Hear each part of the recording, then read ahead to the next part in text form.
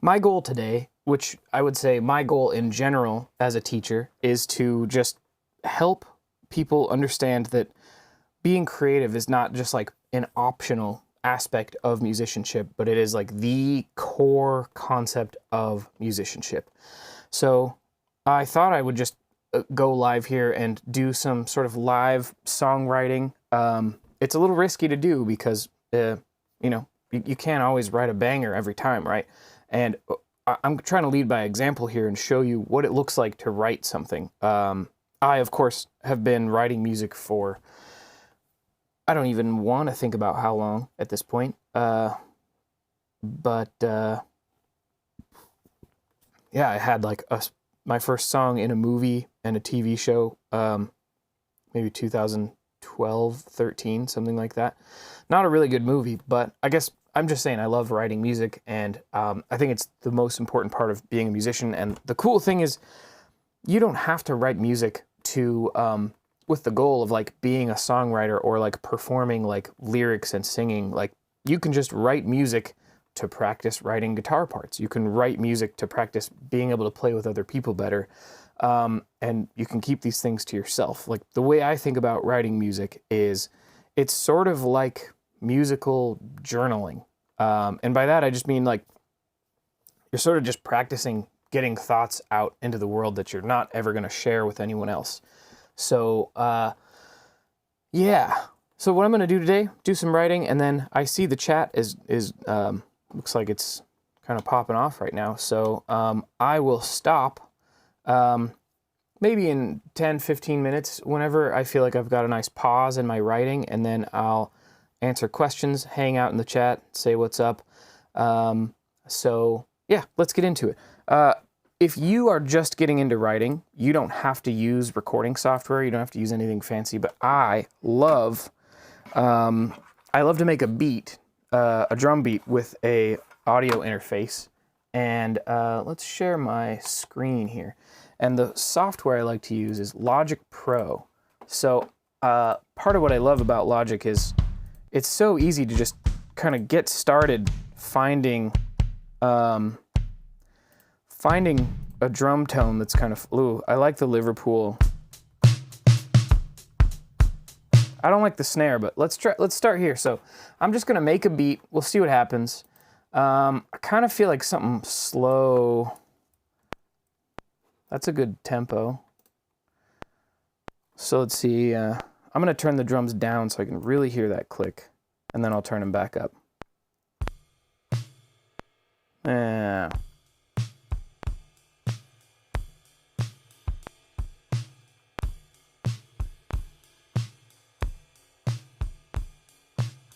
And I'm not really looking for perfection here. I'm just looking for a starting point, because the hardest part about writing is just getting started. And once you get started, the process gets easier and easier. So all I'm doing here is I've got a nice loopable beat, and I'll just kind of crank it for now. And my goal is I want to write a guitar part, I want to write a bass part. Maybe, if it sounds fun, I might end up writing a vocal melody, if that feels right. But for now, I am gonna just get my guitar plugged in here, and I'm gonna dial in some kind of a guitar tone. Again, I don't want to be too picky. Also, I just realized I left my window open. I might have to shut that soon here to not bother the neighbors, but it gets so hot in here. I will say, for the record, a few people were worried about my health because my face was like beet red in one of these recent videos, and it's just because it gets really hot under these sort of studio lights. It's hard to make it look nice without hot lights. So let's excuse me, that's my whiteboard. We'll see that later. Let's see here. I'm gonna raise my chair up a little bit, and I'm gonna just tinker with some. I think I want something super clean, so I'm gonna do very low gain.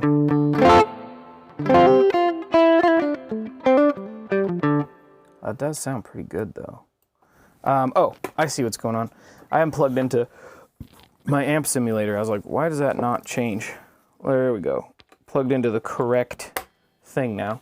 And Okay. Keep that master up for a second.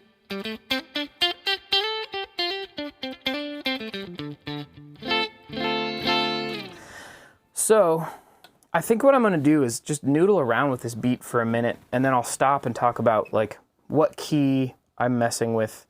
An important thing to think about here is it's really useful to understand chords in a key and what chords go together. And if that sounds like an interesting thing to talk about, I can talk about that before I take a break here. Yeah, good call. TJ says put a cue before your question so I can come back to it at the Q&A break. Great idea, thank you. I think I'm going to play around with D minor. And if anyone in the chat knows the chords in the key of D minor, type them in. And let's see. Lauren, totally understandable. You got to get that beauty sleep. Okay, I'm going to mess around. It's not going to sound good for a minute because I just want to establish the key. So I got D minor, E half diminished, I got F major 7,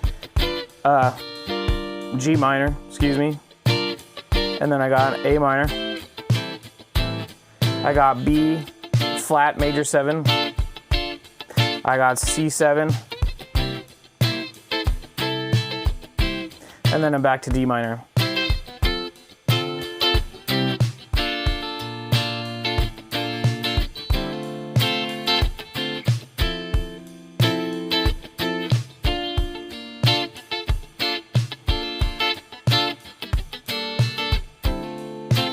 And I kind of like what I just did. That was D minor, F, and B flat, major 7. I'm going to record something, although the tone is so bright. I'm going to turn the presence down. I just did while you weren't looking.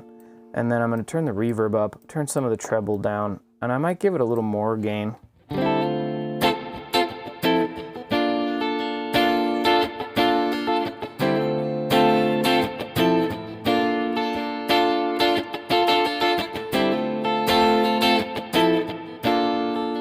I really like that, and I think that with the actual notes of the root notes of the chords, I think we could come up with a really nice bass line. Let me record that, and we'll see what happens. See what happens. 3, 4. Pretty off.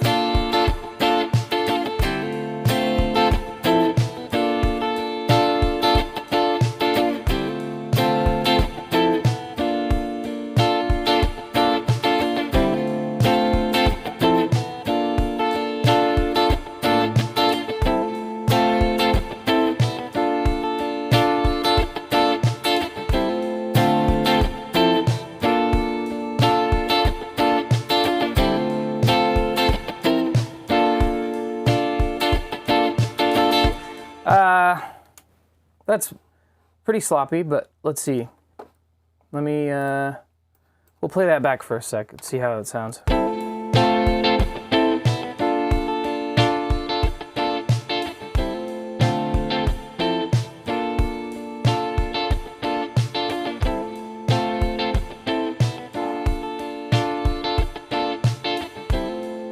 I like it though. I think I'm gonna play some bass. I'm feeling like a bass line would be really fun here, and then I'll pause and talk about what I'm doing. If anyone's curious how this works, like how to write a bass line. What does that even mean? What is a bass line?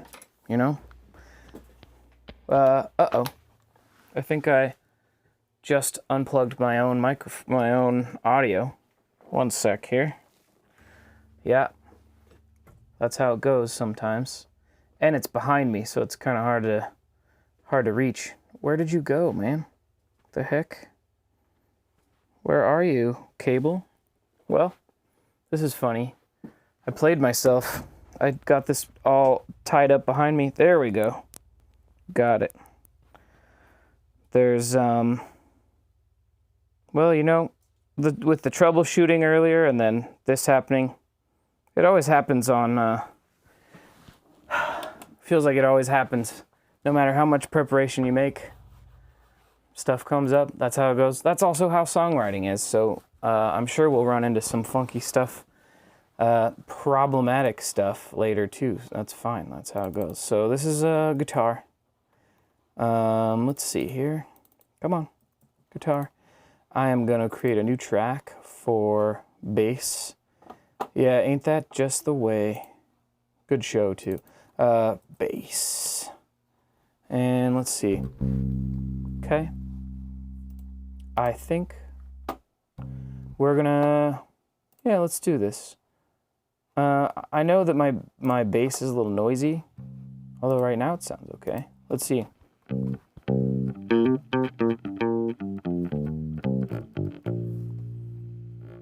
Fire, you're trying the somber challenge? It's fun though, isn't it, to try?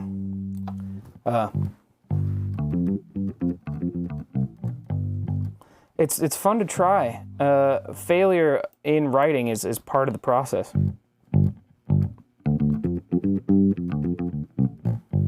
I have such a big boneyard. Can I say that on YouTube? Just kidding. I have such a big boneyard of songs that I started and never finished, and I think that's in a way that's like one of the best things that could happen to you.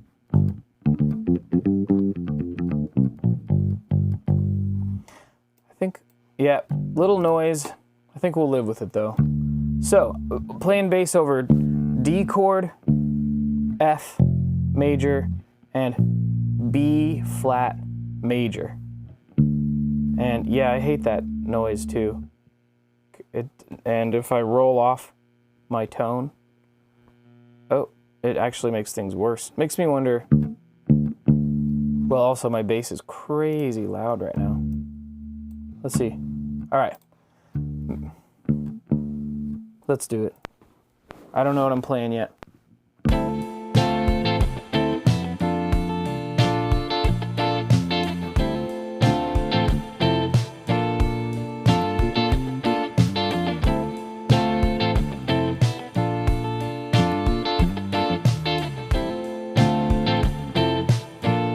Let's see, so that's like a starting point.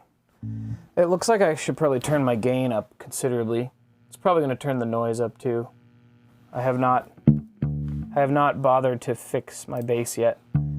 So let's see.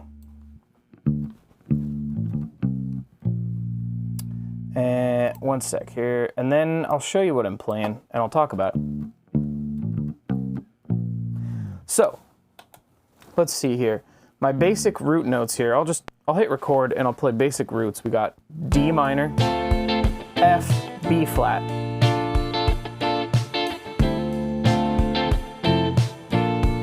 Right, those are the basic root notes. Someone's saying more bass volume. I agree. I'd like more bass volume as well. What do we got here?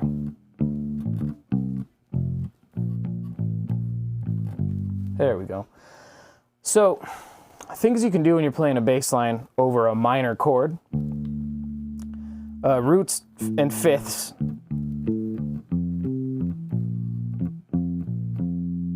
Are always work. So if I'm playing roots and fifths only, check this out.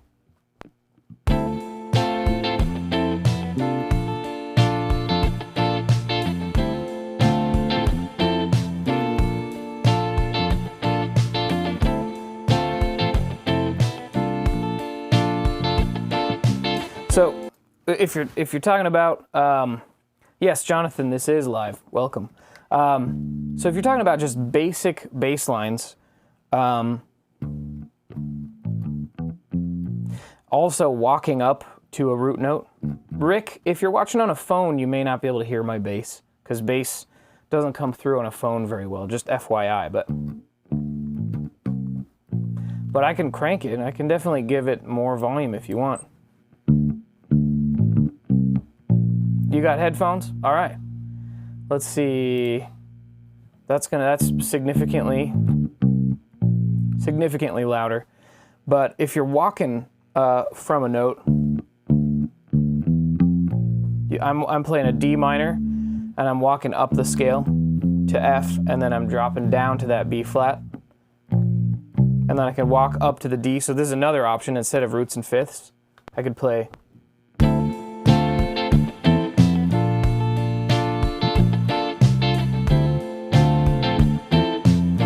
Right, and you can combine roots and fifths.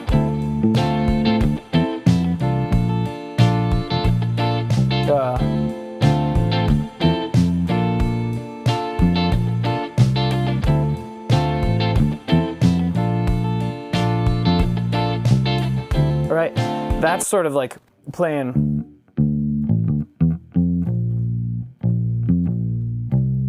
That's combining just fifths with walking.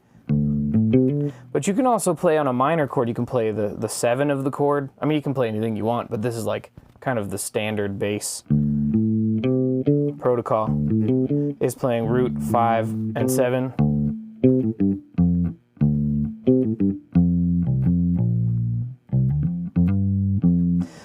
And over major chords, although this F happens so quickly, 1, 2, 3, 4, 1. We only really get that F for like, I think a beat or two. I don't even remember exactly what I played, but most of this progression is D minor and B flat major.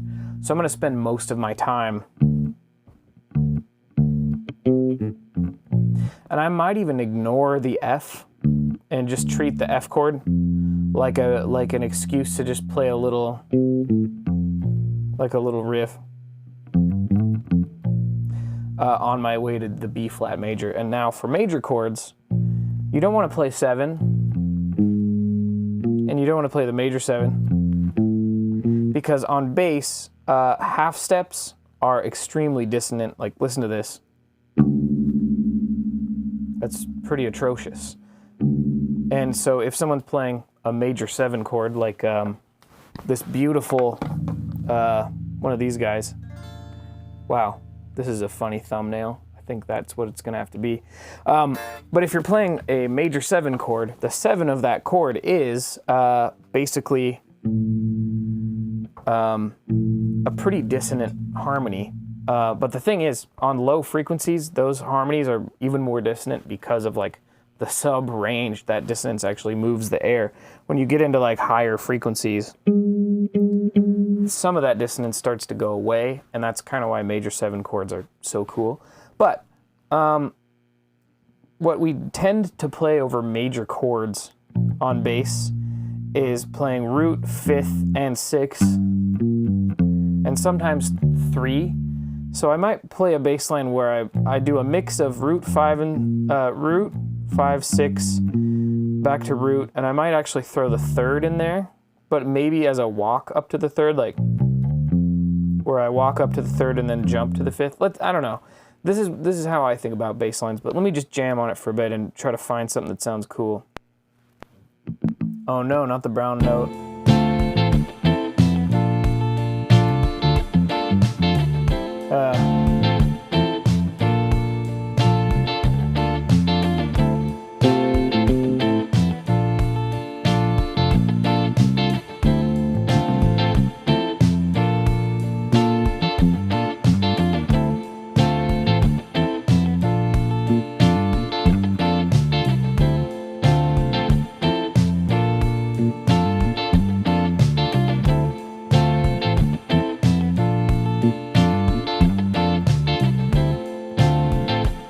I mean, yeah, that's a nice little bass line. I'll nail it, and then we'll move on to something else. Nail it by actually starting on time.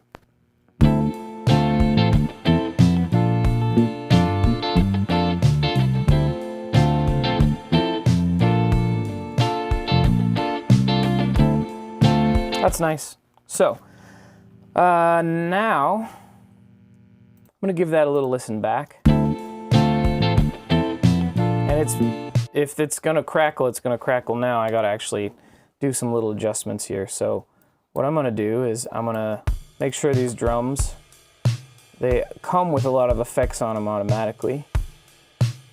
And that means they're fairly well tamed. So I wanna mix my bass up underneath them. see.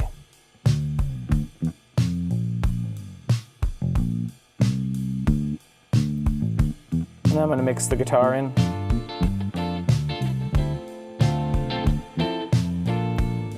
And then I'm going to get rid of this click. I don't need that. And I'm going to throw a compressor on there. And let's just make this.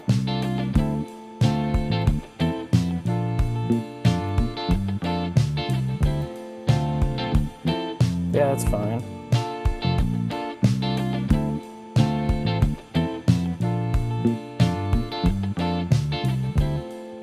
There we go, that's nice.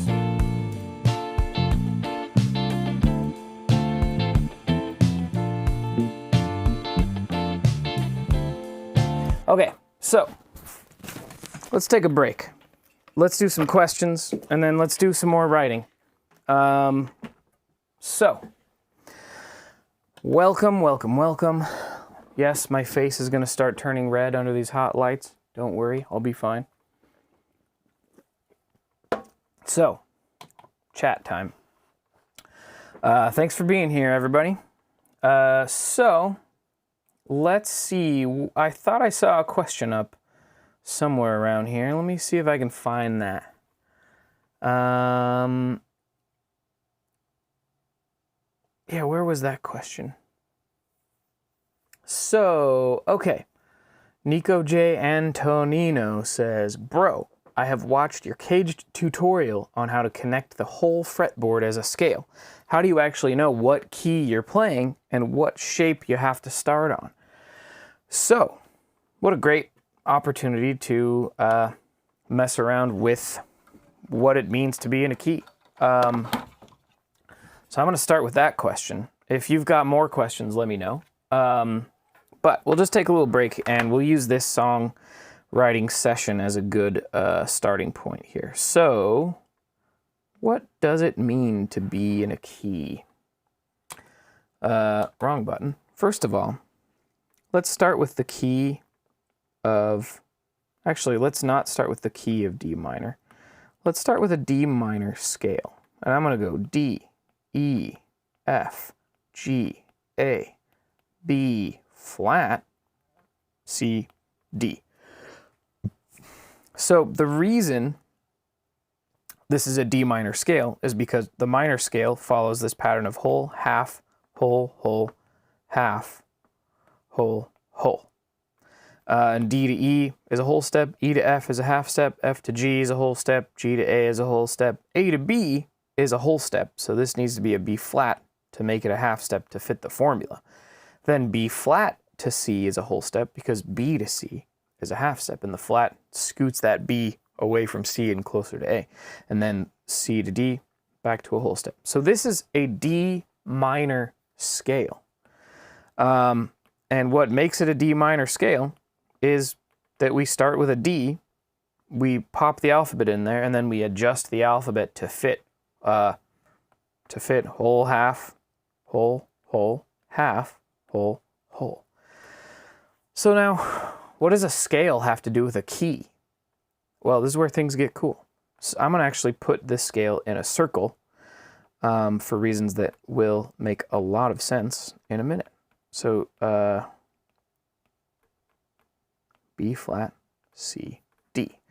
So when you put a scale in a circle, you can do this cool leapfrog thing where you take every other note of the scale. And you can say, okay, D, F, A is the one chord in the key of D. And I can take the next chord here and I can go E, G, B flat, and go, that is the 2 chord in the key of D minor. I don't know if I said minor earlier. It's definitely the key of D minor and not the key of D.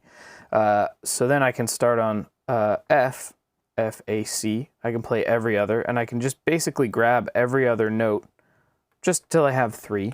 F, A, C, G, B flat, D, A, C, E, B flat, D, and F. And then finally, got to shrink that a little bit. We got C, E, G, and then we're back to D, F, A, right? We're just grabbing every other note. And it turns out, when you do this, you end up with a set of chords. I'll show you what I'm talking about over at the camera guitar here. So, hopefully it's working. I checked on it earlier, but with today, who knows? Let's see. Yeah, oh, it is working, but I got to take a second to fire it up. So here's the deal. What we just did, which I'll show you on the camera guitar as well, is we just turned a scale into a set of chords. So if we start with D, and we got to use flats here, and we go D, E, F sharp, excuse me, what? Sorry, I got distracted by D, E, F, G, A, B flat, C. Still distracted. It's I had a recording session this weekend. I'm a little drowsy. But if you look at that scale circle up here, ignore the fingerboard for a second. There's our D, and then we go whole, half, whole, whole, half, whole, whole, right? That's a D minor scale. Now check this out. If I play every other note, D, F, A, that gives me a D minor chord. If I play every other note starting on E,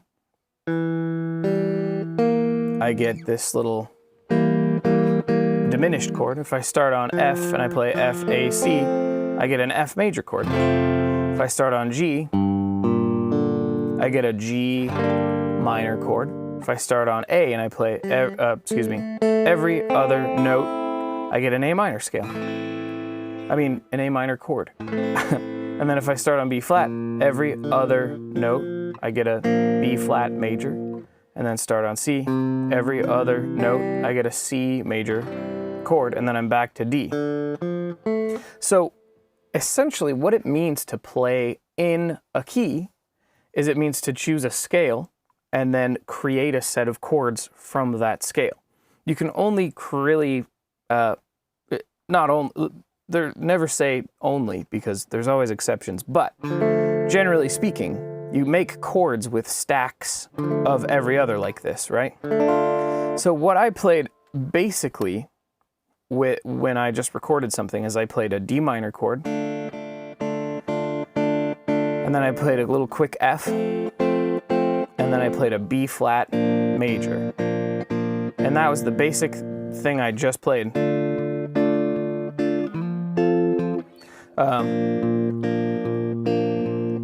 Now, a cool thing about chords in a key is that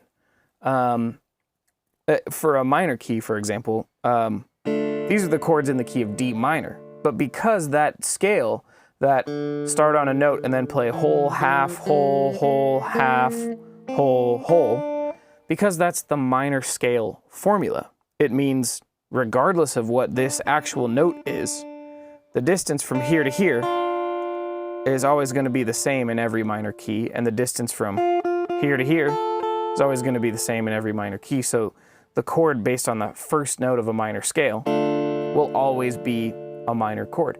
And this is true for every chord in the key. The chord starting on the fourth note of the scale will always be a minor chord. The chord starting on the fifth note of the scale will always be a minor chord, and so on. So one of the cool things about like learning about chords in a key, which you can learn all about on my Patreon.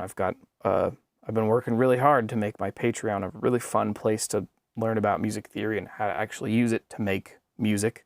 It's part of the reason why I haven't been on YouTube so much is I've wanted to really spend time making it a really quality place where you can hang out and learn this stuff in a lot more detail. But essentially, not only can you play every other note to get what's called a triad, which is a 3-note chord starting with your root note, and then when you leapfrog, the next note you leapfrog to in the scale is the third of the chord.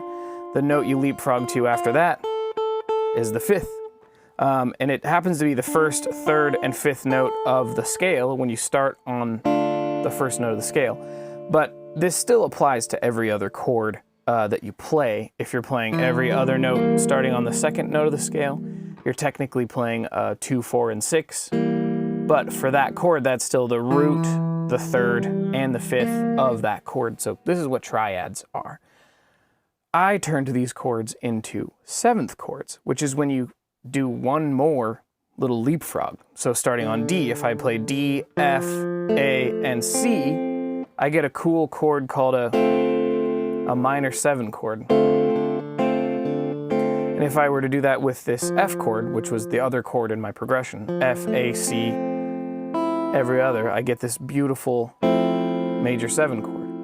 And it just so happens that this B flat, every other note, including that one, we get just beautiful chords. And all we're doing is playing notes in the key. So I forgot who asked the question, but if you're like, how do you know what key you're in? When you write music, you can start from figuring out the chords in the key so you know what key you're in. But if you're playing along with other people, you may not always know, you may not know right away what the key of a song is. And one of the most sort of tricky things to figure out going from kind of beginner to intermediate to advanced is the more of this music theory stuff that you learn, the more you'll recognize, oh, this, first of all, sounds like a minor key chord progression. Second of all, I recognize the 4 chord, I recognize the 5 chord, I recognize the 6 chord. You know, the relationship between 1 and 6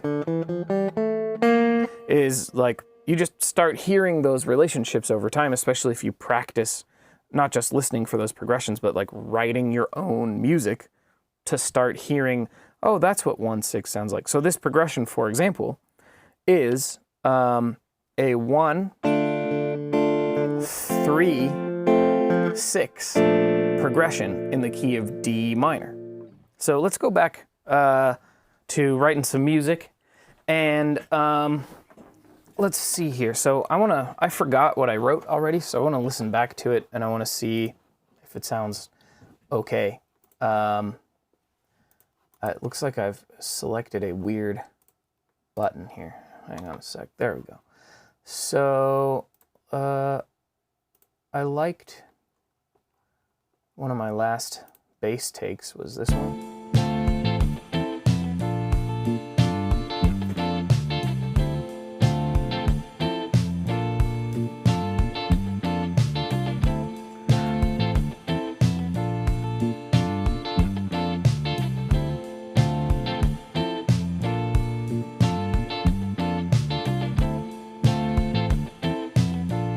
So this is nothing special, but it's a nice little thing. What I might do is I might go back to my chords in a key here, which I'll write out a little differently so you can see what I'm talking about. So the chords in the key of D minor, this was the long form way to figure out those chords, but if you know a D minor scale, you can sort of just remember the cheat code of D minor, E, half diminished is the 7th chord version people typically play, F, G minor, A minor, wow, that looks more like a seagull, B flat, C major. These are the possible chords. I've already used these chords, and I could totally use those chords in the next sort of part of the song, but if I want to spice it up a little bit, I might focus on maybe some of these chords. I may also spice it up with, someone asked a question about how to use other less common chords, and mainly this chord, which we'll talk about. This is also called a half diminished chord, or if you're kind of a jazzy person, you might call it an E minor 7 flat 5. But let's see. Whose question did I just saw a nice question I want to answer, but this is the wrong screen to see a question. Let's see. So, DL says, Hey, can you explain how we can incorporate the less common chords like half diminished, fully diminished, or augmented chords in our playing? So there's a couple ways to think about this. One is,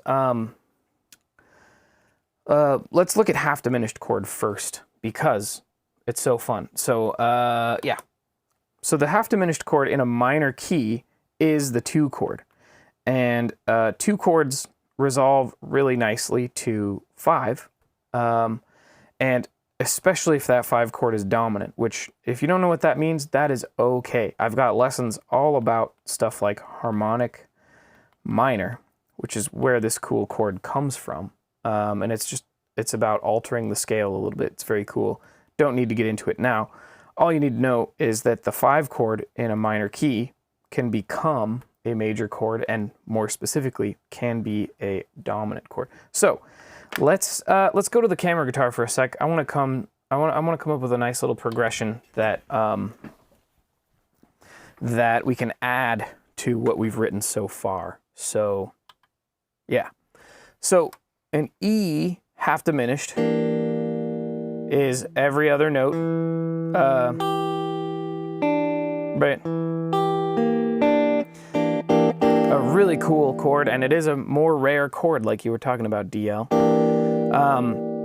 This chord in a minor key resolves really well to the 5 chord, but only if the 5 chord has a raised 3rd, which should be a C sharp, which would make this an A7 chord. But I don't have a way to have sharps and flats simultaneously here, so you'll just have to remember that that is a C sharp. In the meantime here, check out how this sounds.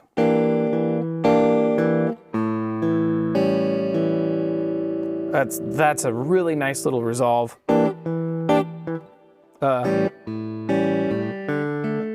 So if my progression at this point was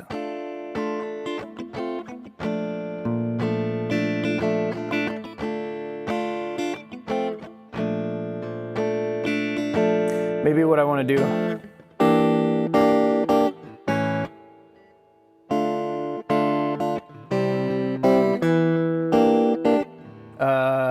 I'm just experimenting. The E half diminished is kind of cool. I don't know about that. Let's see. So I'm going E half diminished to A7.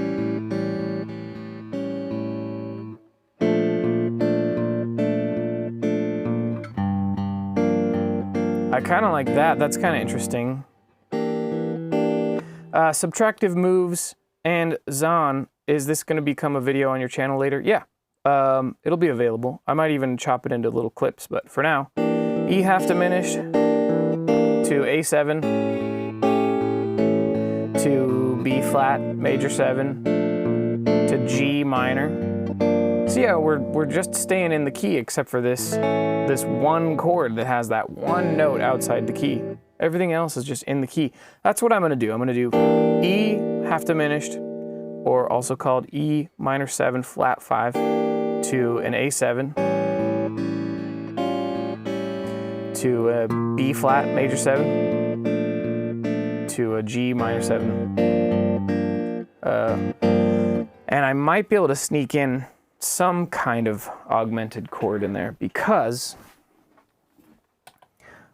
in the minor key, for reasons that we may just talk about later, sometimes you get to turn the 5 chord into something like an augmented chord. Augmented chords are a major triad with a sharp 5th. So let me get my guitar plugged back in here, and I'll show you what I'm talking about. So I gotta check my levels here so I can try to get my bass back to where it was before.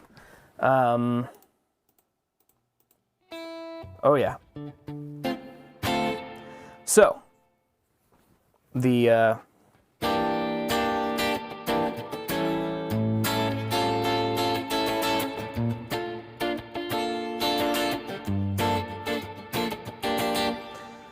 I like that.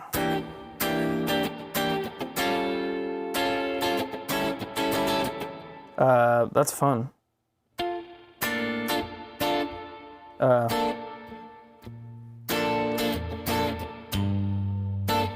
So I want to play it with the root notes in there so you can hear it, but I'm going to remove them for the recording because I want the bass. I want my friend over here to have room to play some root notes. So the general progression is, and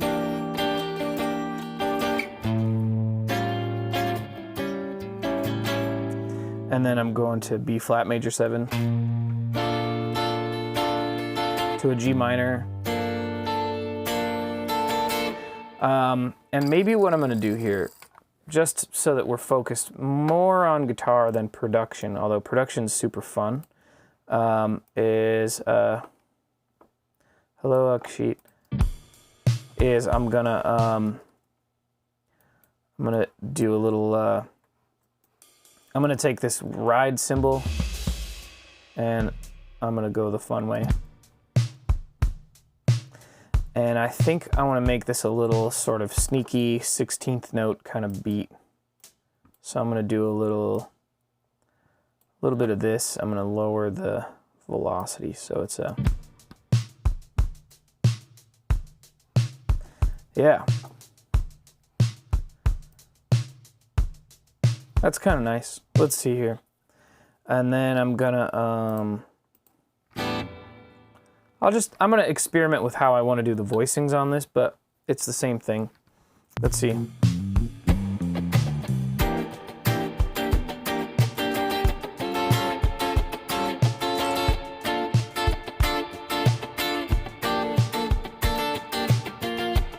That's cool.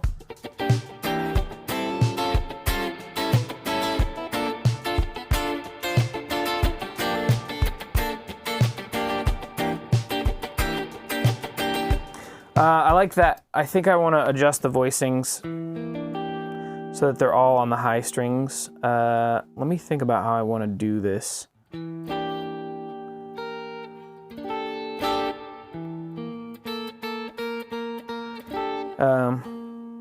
Yeah, maybe.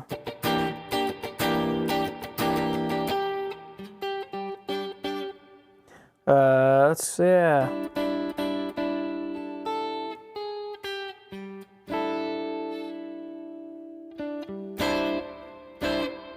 We're almost there.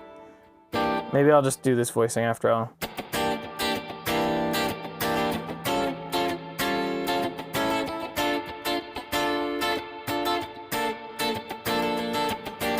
That's kind of fun. I like that. Let's try it. And I feel like there's too much reverb for this kind of Nile Rodgers-y type thing. I'm just going to take a little bit of it out. Maybe a lot. Maybe most of it.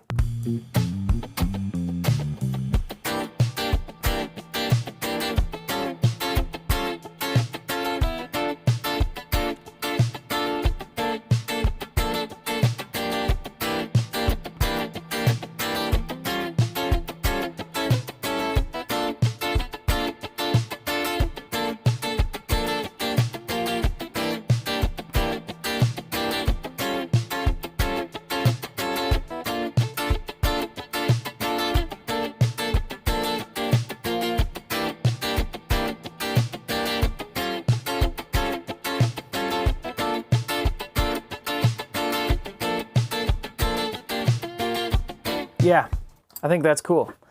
So I recorded it enough too that I can do a cool audio trick that you might like to hear in your headphones. So I'm gonna listen back. My levels are too high, but you know, we're just practicing.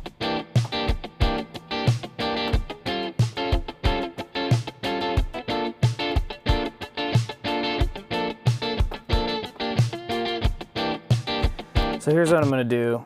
I'm going to create a little separate track for this, and then I'm going to actually take this take, and then I'm pretty sure I played the previous take pretty well, and I'm going to do this cool sneaky thing where I'm going to pan one hard to the right and one hard to the left, and we'll even out the volume on them. Let's see. Oh. Uh-oh. Did I also shift their timing? Yes. Somehow I accidentally shifted their timing. There we go. Let's see.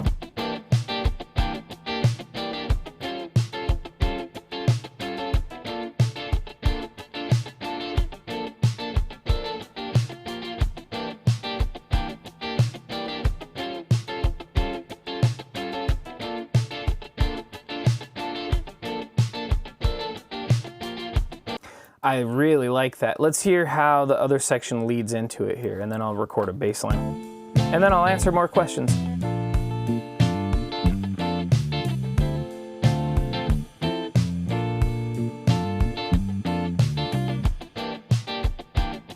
Totally different recording quality.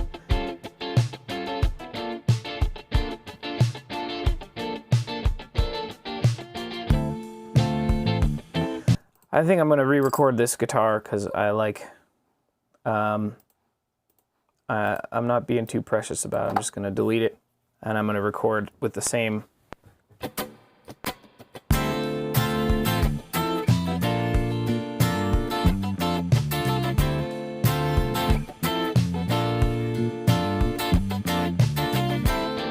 Oh, I don't want to record into that section.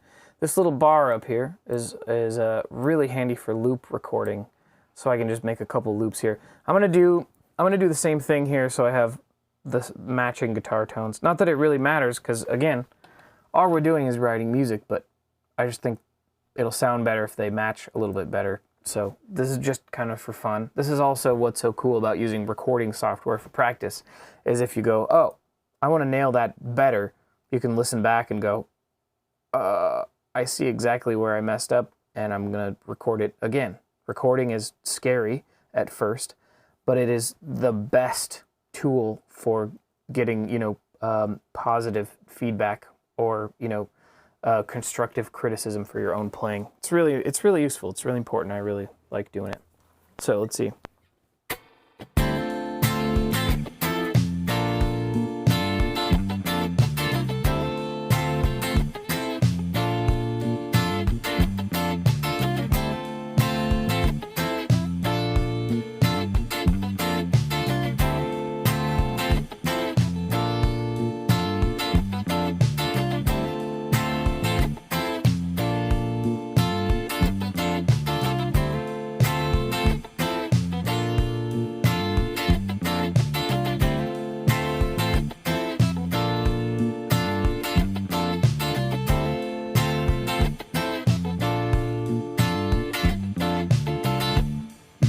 That last one's a little sloppy, but I think I'll be able to do the same trick here.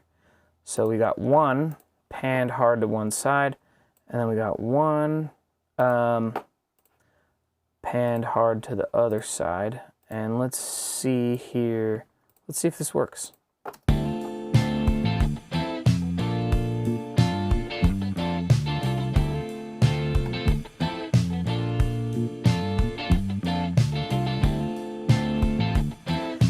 Nice. Now they go together, I think. Let's see if they go together.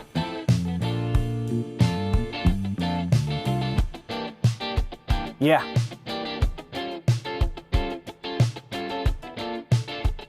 They go together much better.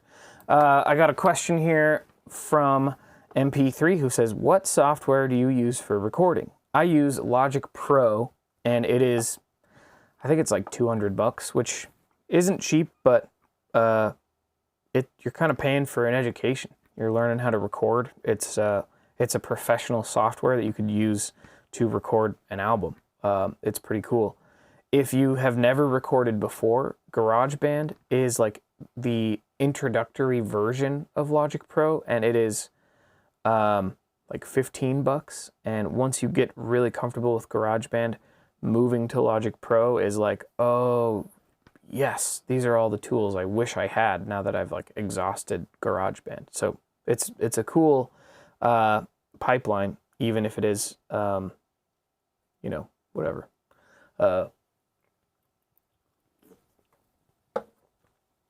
So I think I'm going to write a bass line to this, and then I'll stop for more questions. I'm having a lot of fun. I hope you are too. And yeah, this one is I don't think there's anything particularly special about this one, but it's kind of fun. And I think sometimes the bass line, sorry, I'm crushing my microphone right now. Sometimes the bass line can really make or break it. So let's see if we can make the bass line make it.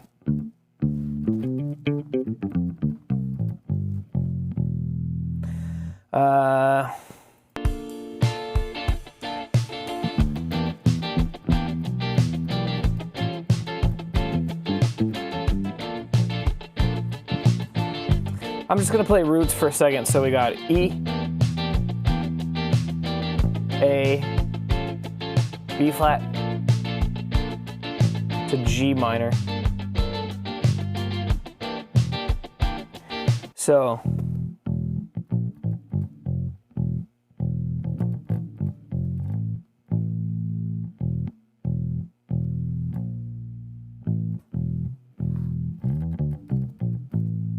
I think it'd be fun to do a big walk down like that.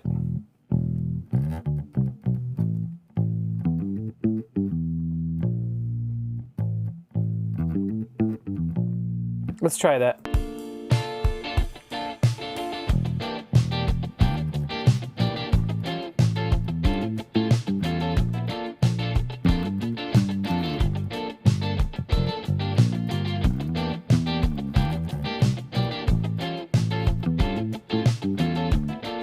I forgot the chords, but I like where that's going, right?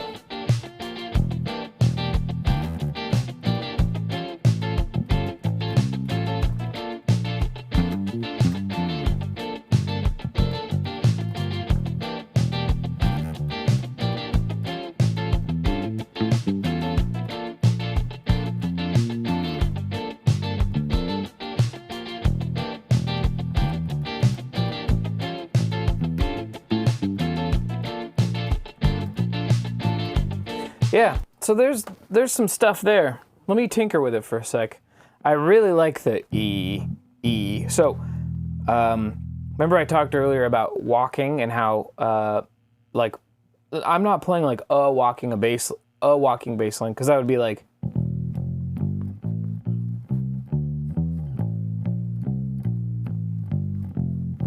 right.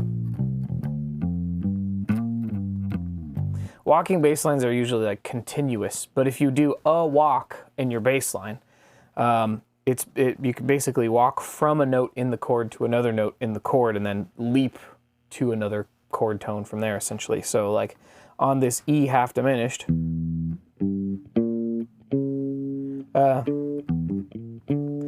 I can play low E, and I'll turn up a little bit so you can really hear what I'm doing here.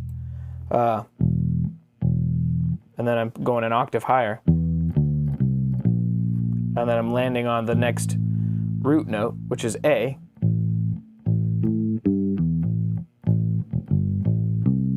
And I don't know what I want to do. But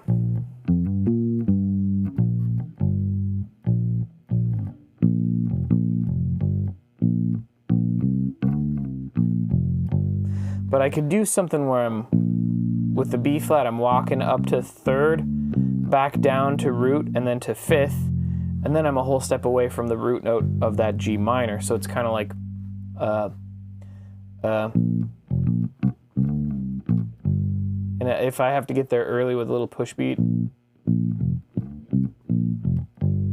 But these are sort of my basic bass rules. I'm gonna keep messing with it for a bit. That's the territory I'm in, but sometimes I just gotta sit with it for a while, so give me a second. Maybe fire off some questions for me, because I'll take a break after this.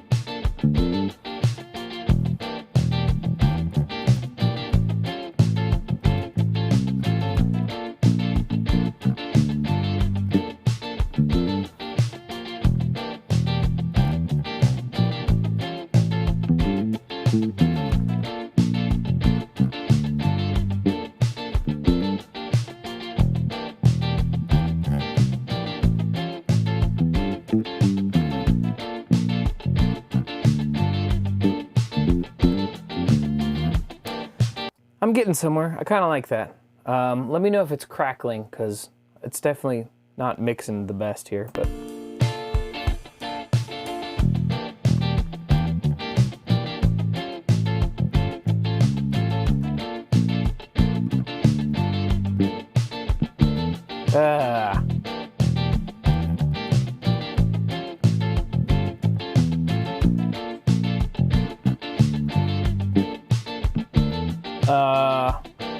I like that.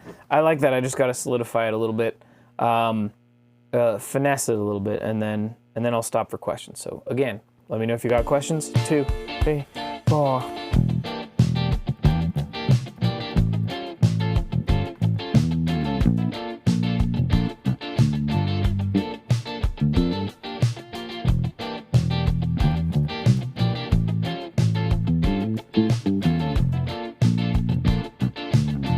I keep forgetting the chords.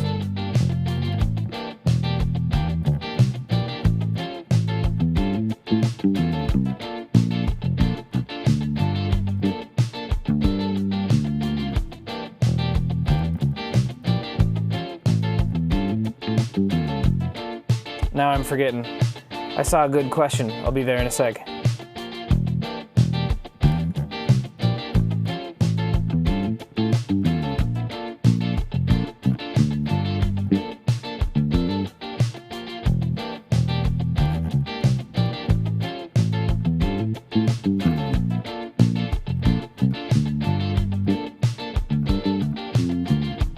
I think that's good. So, I'm going to listen to the whole thing real quick, or, not the whole thing. This is just 2 little sections of something. And something actually really cool about having 2 little sections of something like this is I could easily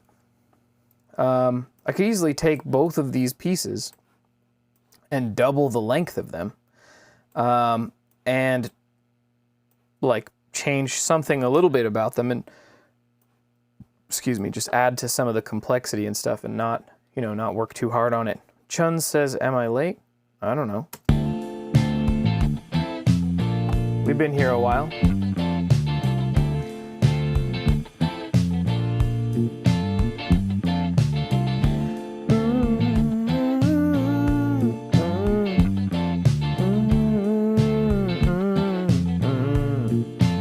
Next part.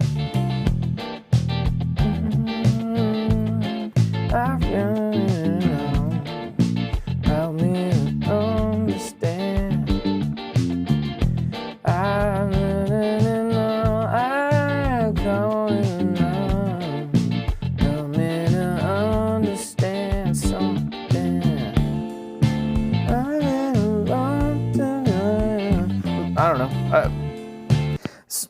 This, to me, is what I like to call a song seed.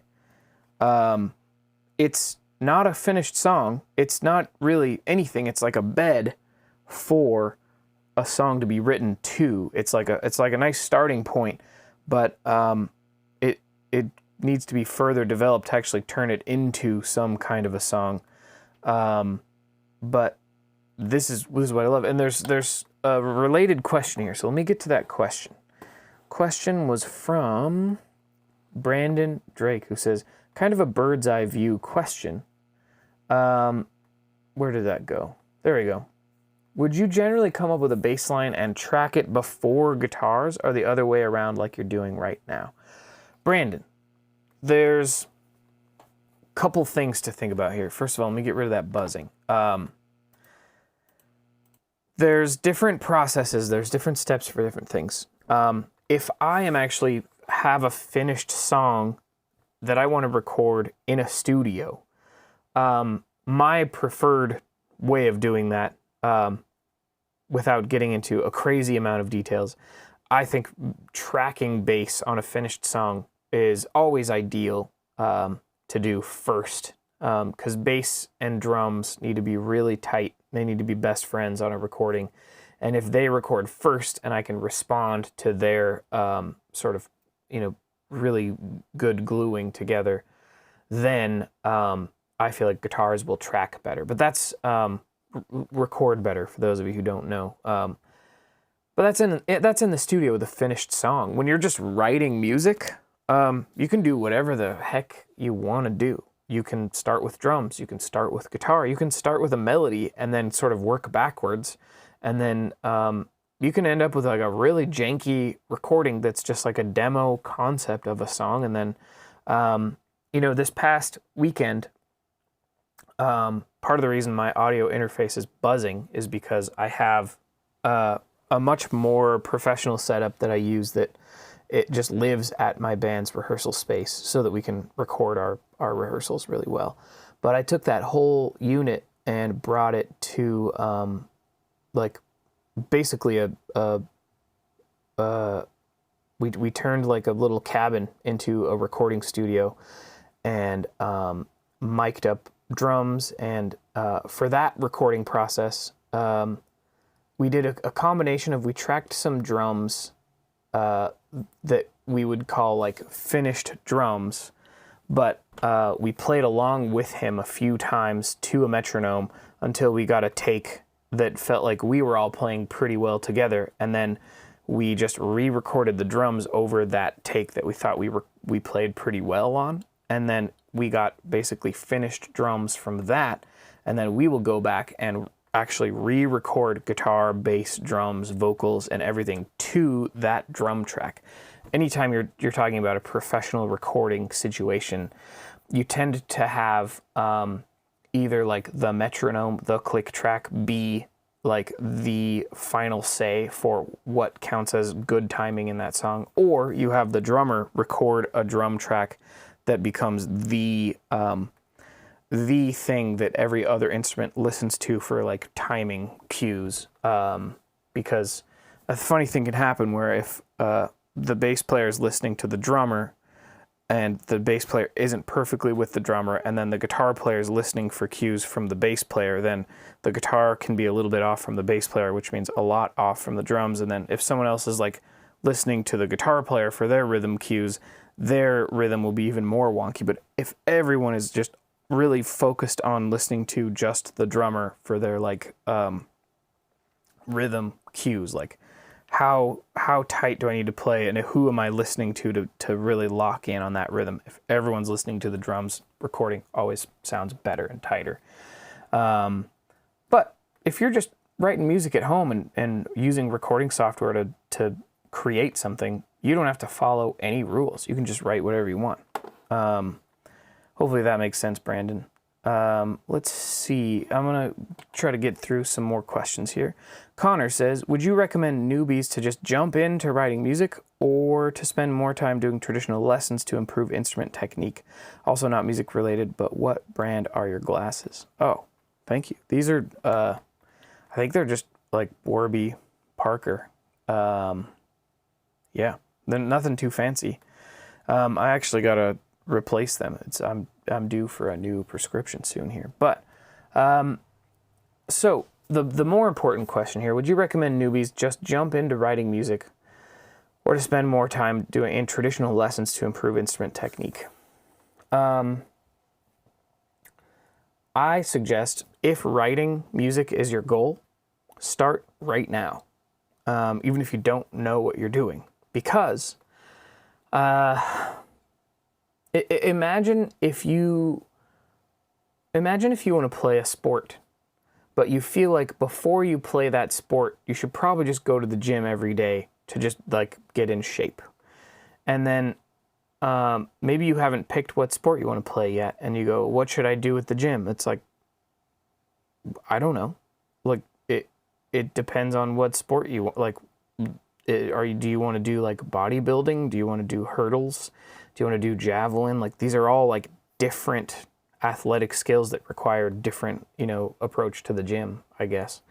And music is similar. If you just go, oh, I don't want like any personal taste involved. I just want to like generally be like I just want to start by just generally getting good at music first, and then I want to dive into my interests. It's kind of backwards, because as soon as you start diving into what you're interested in, what you need to do to improve will become pretty obvious. In other words, what you need what you're missing to be good at the thing you want to do, like writing music or playing solos or, like improvising, writing music, playing by ear.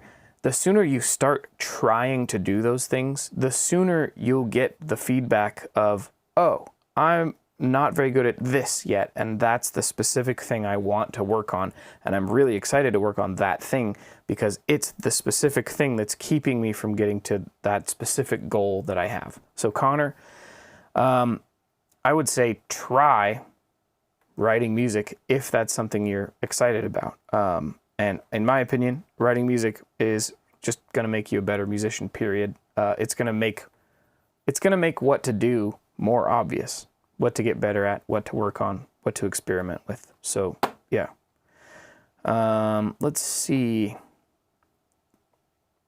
Abraxas says, I don't know, man, maybe less notes, more pockety on the first part, second part perfect. Yeah, I think I probably could spend more time on that bass line, and I often do end up shaving a bass line down to make it more simple, but it's pretty fun. DL, I don't have a schedule for live lessons, but over on Patreon, I go live like this to answer questions every Thursday at 10 a.m.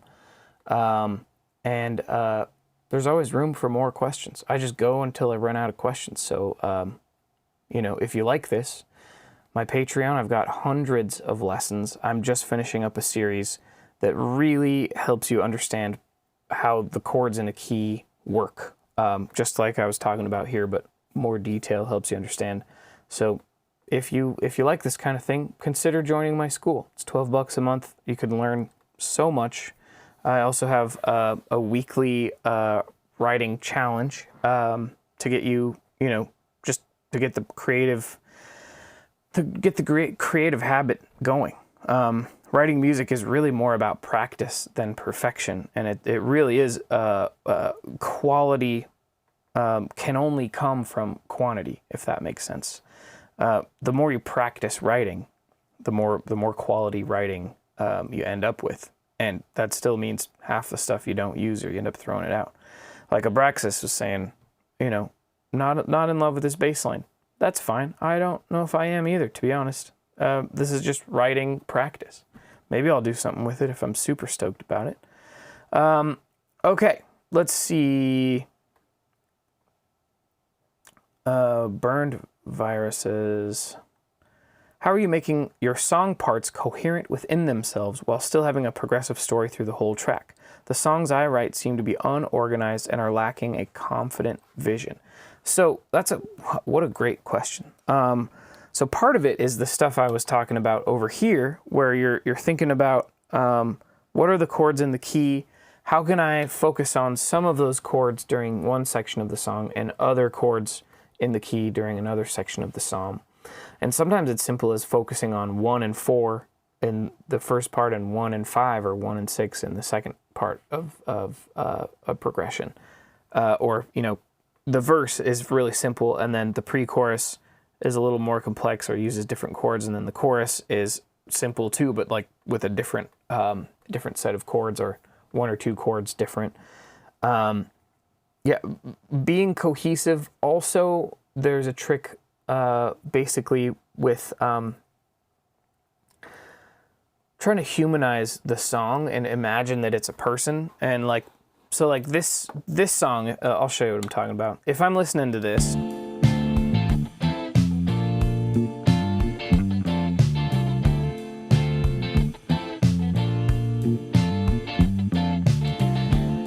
so this person, who are they? This first part of the song,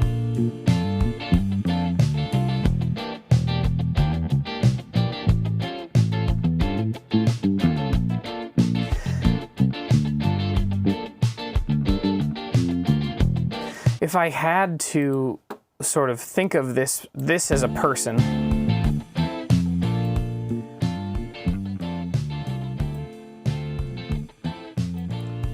if I had to think of this as a person, it's in a minor key, but it's not sad. There's some sort of just like, we're hanging out, we're chilling, we're having a good time. It's not too serious, but it's not cheesy. I mean, maybe it is, but it's not like happy, innocent. It's like there's a little bit going on there that I'm having a hard time sort of pinning down like a feeling to it, but it's not happy. It's a little serious. It's maybe I mean, I don't even like it that much, to be honest, so I'm having a hard time like giving it attractive qualities, but it's there's something, oops, sorry, whoa, excuse me. There's something to it. I don't know why I can't play the track. There we go. But there's something kind of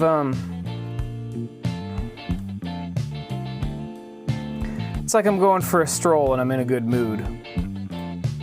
But not like an amazing mood, just like, yeah, having a good day. We're good. And then this section, oh, however, what's this? This feels like I'm having like I'm remembering something. And it's maybe painful, but only because I wish I did something different. You know what I'm saying? Like, it sounds kind of silly, I know, Burned Virus, but if you think about it like, yeah, TJ says a guy broke up with his girlfriend but just found out he dodged a bullet. Maybe. It's something like that, but the idea here is like, if you humanize the parts, then you can kind of get like a little bit of a story going, and if you only have one part, like, I kind of like happy-go-lucky, walking down the street. It's not like the best day ever, but it's like a pretty good typical day, right? That's how this vibe kind of feels. And when it comes into the other section, it really does feel like, oh, however, or like, oh, man, oh, shoot, I forgot. I was trying not to think about that, but here we are, and whatever, it'll be all right. Like, the first half feels like pain, and then the second half feels like, I'm gonna be all right. And so, if you get into a habit of writing a part like this and describing it and trying to make it a person, sometimes that can help you come up with a part that's cohesive but not identical. Because you can go, what needs to happen to this part? How do I like get this part to get into some interesting territory that's not totally different? And part of it might be change the rhythm slightly. If you've got a constant rhythm, maybe do a rhythm that you know, if you've got constant, maybe you need space, right? Changing the space can always make things feel a little bit different. You also want to think about big versus, you know, like dynamically quiet. You know, are there points where you want people to be like, oh, geez, I'm leaning back in my chair, and then points where they're going, oh, tell me more about that, like leaning in.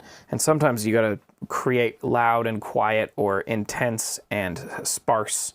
And maybe let's write a little sparse part for this, and let's see if I can show you what I'm talking about here.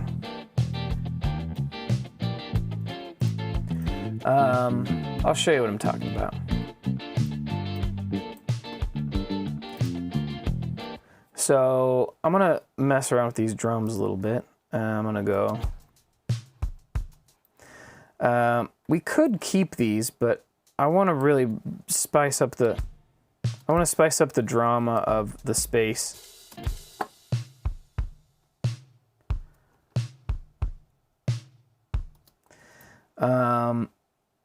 I don't know what I want. A ride edge, a gentle something here. And I think I'm even going to do what's called side stick. So this is going to be the creep down section where we're just like chilling for a sec. And since I was already playing bass, I'll start with bass. We could make this like a breakdown section, which would just be very simple. But we could also mess with a different chord progression.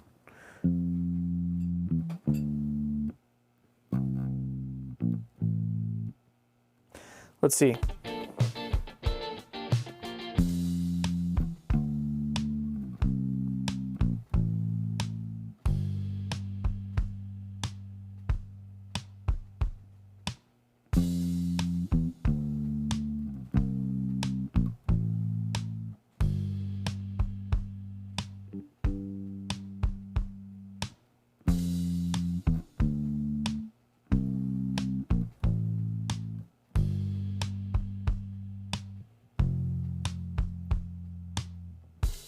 I kind of like ending on the F.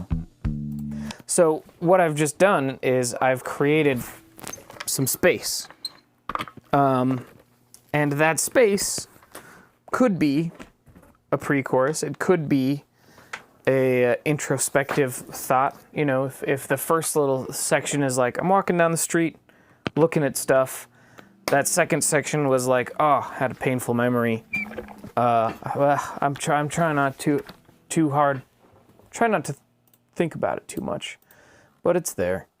Then this little section here could be more of a like, okay, I'm thinking about it. I give up. Here we are. So let's see.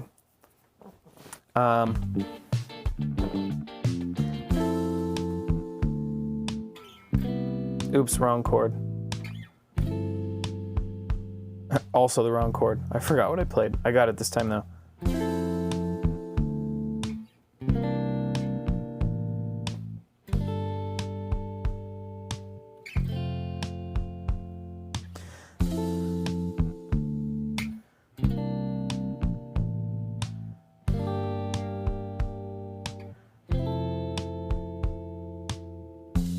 And so when you get a little section like that, then it's like, okay, well, now I've got a couple pieces to mess with, and maybe this little piece, I can think of it as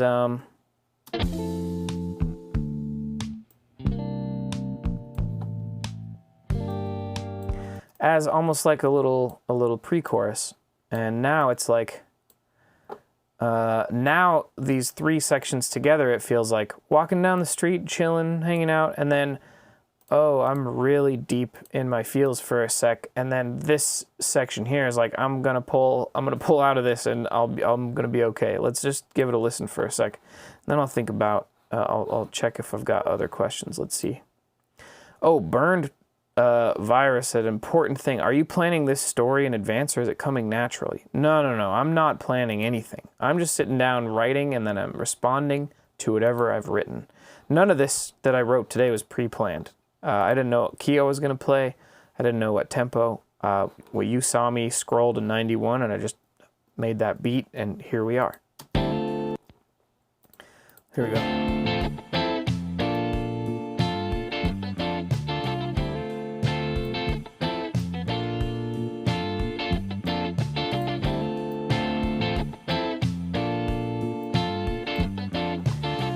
Yeah, so here's this vibe.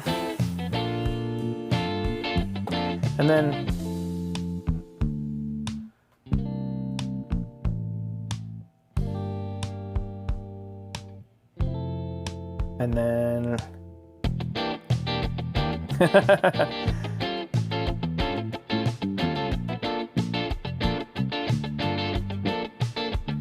yeah, that's kind of fun.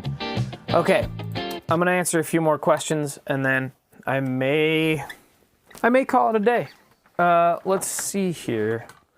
Oh yeah, because I still gotta bike home in the dark. We'll figure this out. Okay, so a couple more questions. Where did that go? So yeah, that I just answered. How do you make song parts more coherent? Anya says, I don't have any idea how to write over instruments over playing guitar. This is, a part of it is really thinking about what is the role of this instrument. So rhythm guitar is designed to create sort of a static rhythm, right?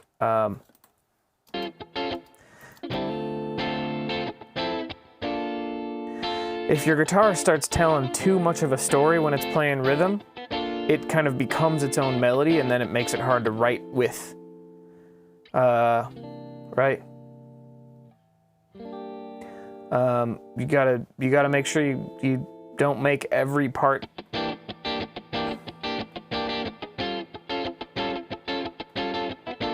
right. Right, I added a little something there, but it usually at the end of a phrase it feels okay. But if a singer was singing there, I may not do that, right? When you write bass parts, like I probably wrote too busy of a bass part.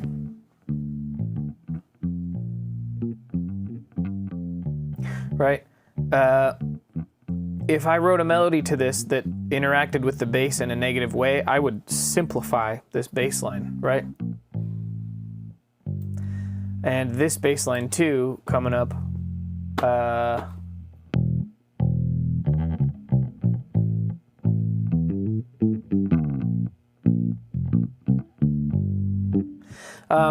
you know, part of, this is what I mean is like, what's the role of this thing? Sometimes people treat every instrument like it has to like be like the most amazing part ever. And no, some of your music, some of the parts just have to be canvas for the other parts to get to do something interesting. If everything's interesting, it's chaos. You know, you got to have some things just stay nice and simple. So that's something to think about, Anya. You said all your melodies are trash, Anya. Check out my video, how to solo phrases.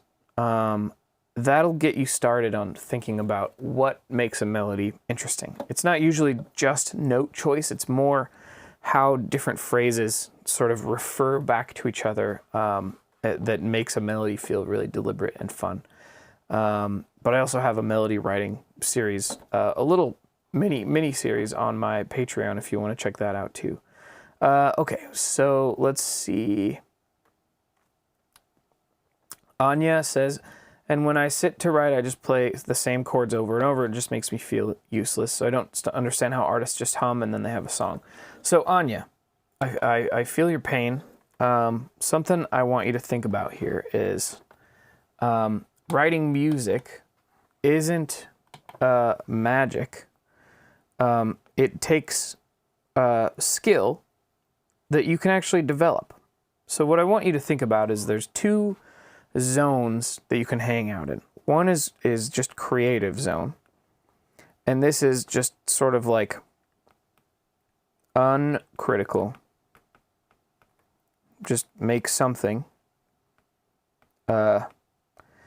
And like, you know, don't really think too hard about it. Just like make stuff, see what happens. And we'll call this nice green zone over here. Atrocious color scheme, but whatever. Right? And then in this other zone, we're going to call it your thinky zone. And here you're going to start from certainty. And what I mean by that is you're going to sit down and you're going to go, what are the chords in a key that I haven't really played in before? Like the key of E flat, or if that's too much for you, the key of like C sharp minor, a little easier to figure out, or the key of B minor. Just like figure out the chords in a key that you haven't played before. And then when you start from that place, it is deliberate. You know, like I know what key I'm in, and I know that this is like the 1 chord, and this is the 5 chord, and this is the 6 chord. Basically, you don't like guess about stuff. You make sure that you're really like within the boundaries of a key in particular. And over time, what will start happening is that in this sort of thinky zone, you'll get out of some ruts because you'll be really deliberate about like what you're trying to accomplish. You know, this is also a place for like setting really specific goals and saying, I want to write a verse and a chorus, and I'm going to sit down and really think about what makes a verse and a chorus different from each other, right? This zone over here, you're just hanging out, having a good time, not thinking too hard. What happens over time is there's a little bit of like osmosis that goes on, and they start overlapping more and more and more, so that you like the stuff that you learn and have to sort of think critically about over on the right side here gradually like gets easier and easier to think about, and you start writing already knowing what key you're in, already knowing what other chord options you have to spice things up. You already know what the 7th chord options are. Like basically it just bouncing between those two places a lot can really help you. And a lot of people kind of live in one camp a lot of the time. Some of the questions here, which were great questions, were like, I need to know everything before I start writing, right? And no, you don't need to. And you people who are more on the thinky side of things and feeling like I have to know everything before I write music. No, you don't. You just need to practice kind of letting go of like knowledge and just focus on experimenting, tinkering. I was like a kid that like just took things apart growing up and wasn't always able to like put them back together, but I was just curious. And it's like that kind of energy of just like, what would happen if I strung this chord with this chord? What if I played this chord for half the length of time as this one, and then I snuck that chord in? What if I played this, what would this sound like if I played it in 3/4 instead of 4/4? And you just kind of like tinker and experiment, and maybe sometimes you don't even know what you're doing.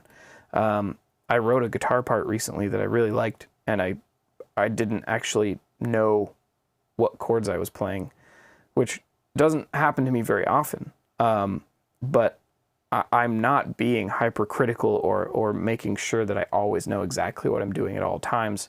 And my main goal is to just output something new. And so I guess what I'm trying to say here is those of you who live in this camp got to practice getting over to this camp a little more often, and those of you who live in this camp got to practice getting into this camp more often. And it's very deliberate. You go, I'm going to spend 20 minutes writing out the chords in a specific key, and I'm going to string them together in ways where I know that these are definitely the chords in this key.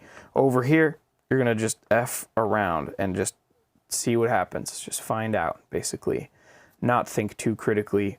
Never, ever be hard on yourself. What I just did today, I normally would do this in private, and probably I would do it a bit faster, but I'm trying to explain what I'm doing as I go. And then I might do 2 or 3 little ideas like this in one sitting. And often I don't like what I come up with. But when I do like what I come up with, it usually turns into a song that my band like performs. It's pretty fun.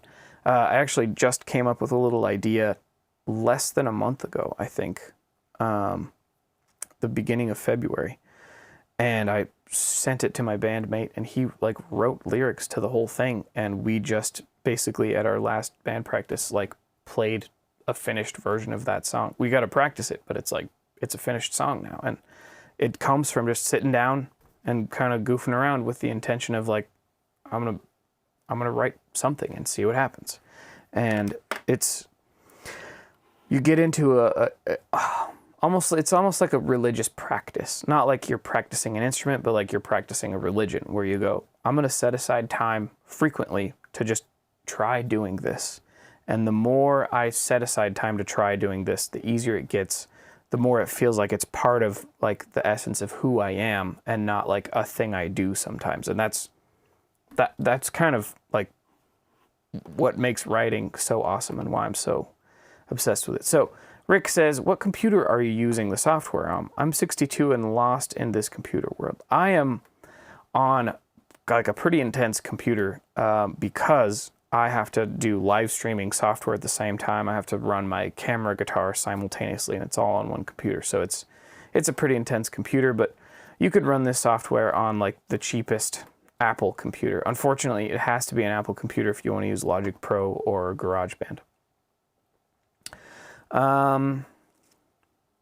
Let's see. So, oh shoot, where did that go? Lucas said, do you ever get stuck thinking a song you wrote is either too long and feels dragged or too short and feels incomplete? I find myself often thinking like this about the stuff I write. Any advice? Yeah, there's sort of a bummer thing that can happen to you as a musician, where not only are you your own worst critic, but you're also the person who may have the least intense happy feelings about things that you write sometimes. Sometimes you can get really excited about something you write, and sometimes you write something and you go, well, this is kind of cool, and then you show it to someone else and they're like, kind of cool. This is really awesome. Like, I'm feeling a lot of feelings about this that are very positive. You seem kind of nonchalant. This is why writing is such a like personal journey, is because you sort of have to learn. Writing music is like looking in a mirror that shows you like X-ray vision almost. Like, it's a very vulnerable thing to practice writing something. And it also takes a lot of practice to learn to be critical in a positive way, where you're trying to actually improve at a skill. And sometimes the only way to do that is to sort of pretend. I mean, this is part of the reason why I pretend that the song is like a person that has its own personality and just like wants to be a certain way. And I just kind of go, hey, you seem like you're shaping into something cool. Like, what do you want to be? That helps take the pressure off me being like, I'm creating the identity of this thing, even though I technically am. But yeah, you're going to run into feelings of like, not loving what you're doing a lot. But on the flip side of this question, do you ever get stuck thinking a song you wrote is either too long and feels dragged or too short and feels incomplete?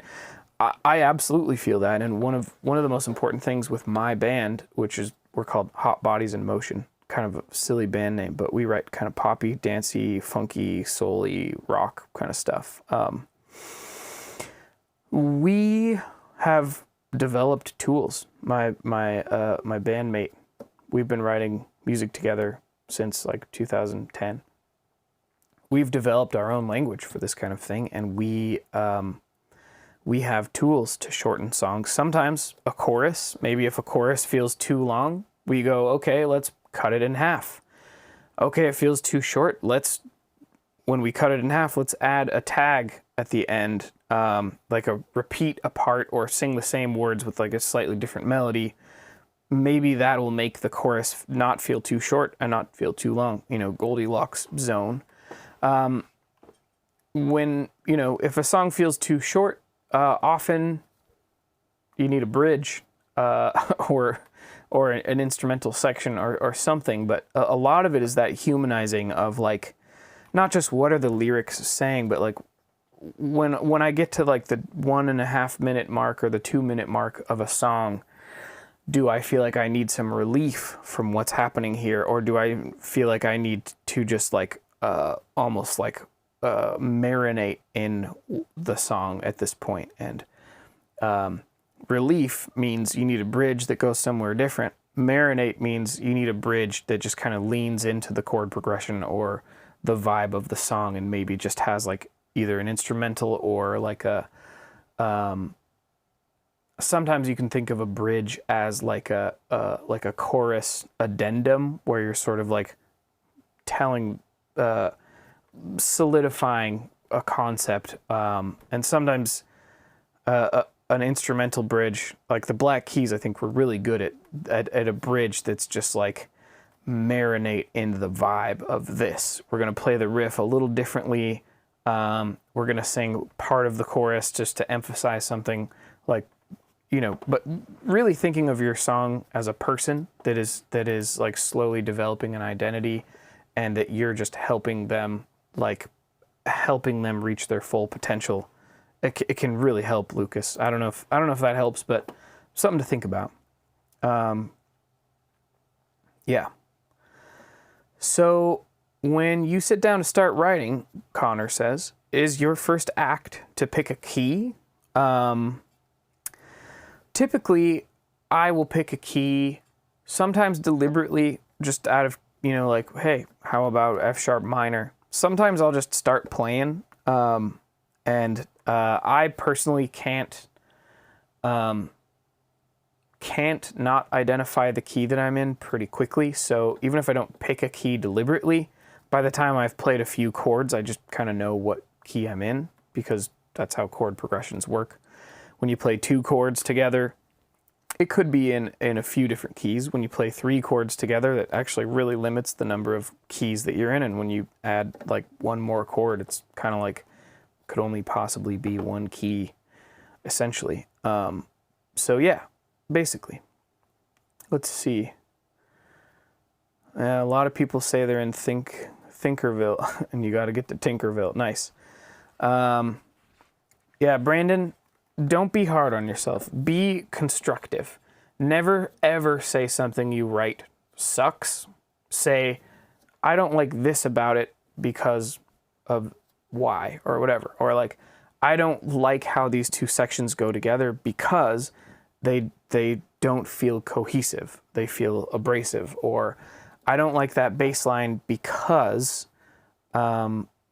And if you start saying because and then trying to answer, you know, like trying to put something after because, I don't like that because, that turns it into constructive criticism. When you say, I wrote something bad, and you stop there, you have wasted a really beautiful learning opportunity. You know, like this thing that I wrote, I don't love it. I don't hate it, but here's what I don't like about it.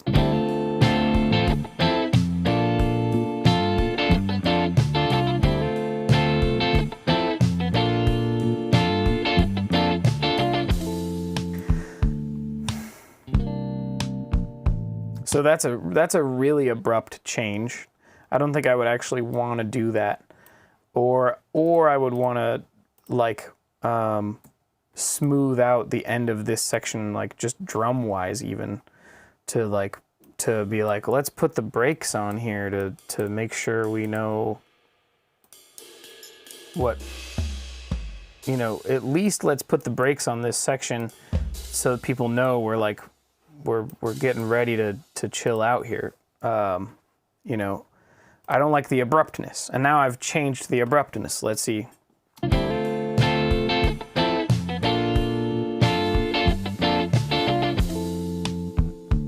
Yeah, and it's still abrupt partly because this guitar is so quiet, but at least I slowed down the abruptness.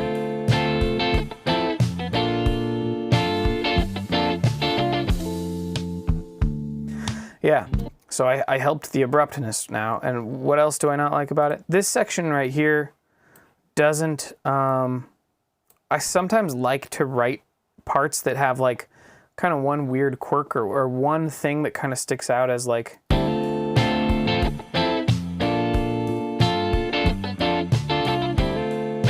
one little quirk where it's like, if I were to fix what I didn't like about this, for example,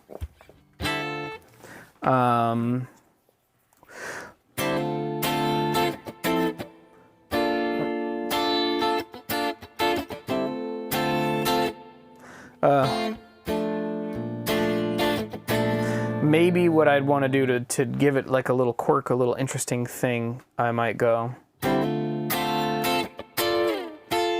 you know, like some kind of a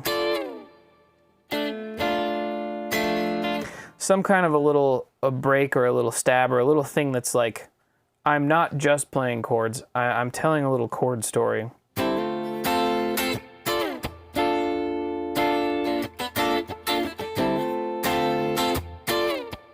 I don't like that, but something like that at least.